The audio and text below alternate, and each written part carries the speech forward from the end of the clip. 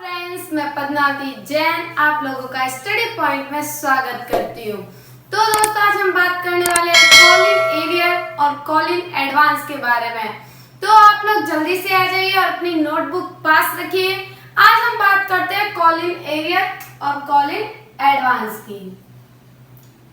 Colin arrear and Colin advance. जैसे कि दोस्तों, कॉलिन एरियर का मतलब होता है बकाया मांग, जिसे हिंदी में हम बकाया मांग कह सकते हैं। और कॉलिन एडवांस का मतलब होता है अग्रिम मांग। जैसे कि आप लोग देख सकते हो, नाम से ही पता चल रहा है कि कॉलिन एरियर क्या होता है, कॉलिन एडवांस क्या। देखिए, जब अंशधारी जो अंश खरीदते हैं, जो अंशधारी होते हैं, वो कभी अपनी जो बकाया मांग होते हैं उसे पूरा करने में, चुकाने में असमर्थ हो जाते हैं, अपनी मांग चुका नहीं पाते, तो वो बकाया मांग कहलाती है। जैसे कि आपको पता होगा, हमारे इंस्टॉलमेंट 4 होते हैं, जैसे कि बताया था, application, allotment, first call, second call, ये हम आपको बता चुके हैं। तो अगर कोई भी अंशधारी अपनी मांग चुकाने में असमर्थ हो जाता है, तो उसे हम बकाया मांग कहते हैं, जिसे कॉलिन एरियर कहा जाता है। और कॉलिन एडवांस का मतलब होता है जब अंशधारी देय तिथि से पूर्व ही मांग का भुगतान कर देता है, मांग चुका देता है, तो उसे हम कॉलिन एडवांस कहेंगे। एडवांस का मतलब ही क्या होता है, पहले होता है। तो दोस्तों, इधर आप लोगों को समझ में आ गया होगा बहुत ही सरल तरीके से। नहीं आ रहा है तो मैं आपके लिए वापस बोल देती हूँ, ताकि आपको अच्छे से और समझ आ जाए। देखिए, कॉलिन एरियर का मतलब क्या होता है, बकाया मांग। कोई भी अंशधारी जो होता है, वो अगर अपनी मांग चुकाने में असमर्थ हो जाता है, भुगतान करने में असमर्थ हो जाता है, तो वो बकाया मांग कॉलिन एरियर कहलाता है। और इसका जो बैलेंस होता है वो डेबिट होता है। और कॉलिन एडवांस, कोई भी अंशधारी देय तिथि से पूर्व ही किसी मांग का भुगतान कर देता है, तो वो कॉलिन एडवांस कहलाता है। और कॉलिन एडवांस का जो बैलेंस होता है वो क्रेडिट होता है। अब हम अगर इसकी जनरल एंट्रीज के बारे में बात करें, तो कॉलिन एरियर की जो एंट्री होती है, जैसे कि मैंने आपको अभी बताया, कॉलिन एरियर डीआर होता है। तो call in arrear account D R. अब 2 में शेयर अलॉटमेंट हो सकता है, क्योंकि हो सकता है कोई अंशधारी अलॉटमेंट पे ना करे। 2 फर्स्ट कॉल हो सकता है एंड 2 सेकंड कॉल। तो अगर मान लो किसी भी अंशधारी ने अलॉटमेंट नहीं दिया है, तो एंट्री हो जाएगी call in arrear account DR to share allotment, इतनी होगी। अगर किसी ने अलॉटमेंट नहीं दिया तो call in arrear account DR to share allotment. अगर मान लो फर्स्ट कॉल नहीं दिए, तो call in arrear account DR to first call.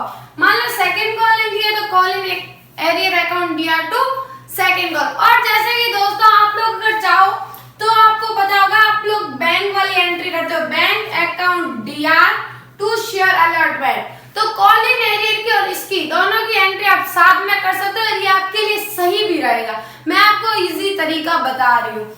जैसे कि हम अलॉटमेंट रिसीव की एंट्री करते हैं, तब क्या करते हैं, bank account DR to allotment करते हैं ना, टू शेयर अलॉटमेंट। तो आप उसकी जगह ये कर सकते हो, जैसे कि अलॉटमेंट पे अगर पैसे नहीं आए हैं, तो आप अलग अलग एंट्री करो, उसकी जगह तो आप bank account DR, call in arrear account DR to share allotment साथ में कर सकते हो। और फर्स्ट कॉल ले तो to first call, second call ले टू सेकंड कॉल। और मान लो अगर अंशधारी अपनी बकाया राशि चुका देता है, अगर चुका देता है, भुगतान कर देता है, तो एंट्री हो जाएगी bank account DR to call in arrear, call in arrear. अगर बकाया राशि अंशधारी चुकाता है तो, वरना यही एंट्री होगी। अब हम बात करते हैं कॉलिन एडवांस की। तो कॉलिन एडवांस के बारे में मैंने आपको अभी बताया है, कोई भी अंशधारी जब देय तिथि से पूर्व ही किसी मांग का भुगतान कर देता है, मांग अमाउंट चुका देता है तो कॉल इन एडवांस होता है। तो अब कॉल इन एरियर में हमने क्या एंट्री की थी, कॉल इन एरियर अकाउंट या to share allotment to first call to second call, but इधर कॉल इन एडवांस सीआर तो होगा बट बैंक वाली एंट्री में, क्योंकि कॉल इन एडवांस में पैसा हमारे पास एक्स्ट्रा आ रहा है ना कि जा रहा है नहीं बकाया है। तो अगर मान लो कॉल इन एडवांस है तो bank account DR to call in advance, bank account DR to call in advance, ये एंट्री हो जाएगी अगर एडवांस है। फिर हम जब इसका नेक्स्ट कॉल पे एडजस्टमेंट करेंगे, इसका समायोजन करेंगे, तो समायोजन करते समय क्या एंट्री होगी, जब भी हम इसका समायोजन करेंगे नेक्स्ट कॉल, मान लो अलॉटमेंट पे किसी ने एडवांस दिया है तो हम इसका आगे नेक्स्ट कॉल फर्स्ट कॉल या सेकंड कॉल पर एडजस्टमेंट करेंगे तो एंट्री हो जाएगी call in advance account DR to first call share first call share second call. तो दोस्तों आपको ये ध्यान रखना है जब भी पैसा एडवांस में आता है तो bank account DR to call in advance कर देना है।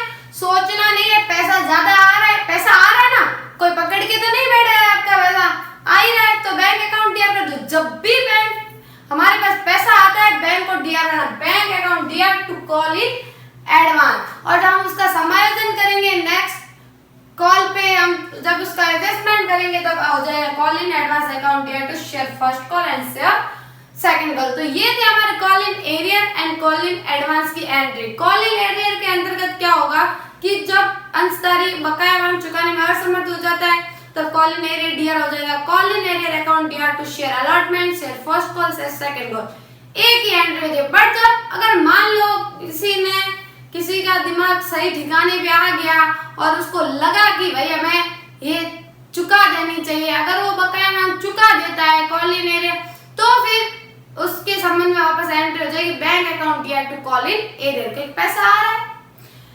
एडवांस। अब देखो फिर हम कॉल इन एडवांस की बात करें तो bank account DR to call in advance पैसा आ रहा है bank account DR to call in advance. फिर जब उसका एडजस्टमेंट नेक्स्ट कॉल पे करेंगे उसका समायोजन तो हम एंट्री कर देंगे call in advance account DR to first call to second call. तो आप लोगों को बहुत अच्छे से समझ आ गया होगा, और अगर आप लोगों ने अभी तक सब्सक्राइब नहीं किया है तो जाके सब्सक्राइब कीजिए, लाइक कीजिए, और अगर आप लोगों की किसी और टॉपिक पे वीडियो की जरूरत है तो प्लीज मुझे कमेंट में बताइए। Thank you.